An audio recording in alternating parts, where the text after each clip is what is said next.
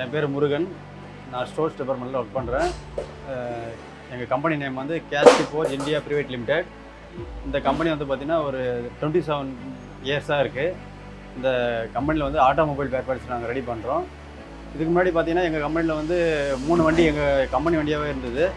இப்போ வந்து பார்த்திங்கன்னா குட்மூ லாஜிஸ்டிக்னு ஒரு கம்பெனி வந்து உள்ளே வந்திருக்கு. எங்கள் எம்டி மூலிமா வந்து நாங்கள் அதை சொல்லியிருக்காங்க. அது இந்த வண்டியில் தான் வந்து லோடிங் அன்லோடிங் எல்லாம் பண்ணோம் அப்படின்னு சொல்லியிருக்காங்க. அதனால் வந்து இந்த குட்மூ லாஜிஸ்டிக் இந்த வண்டி எடுத்திருக்கோம்.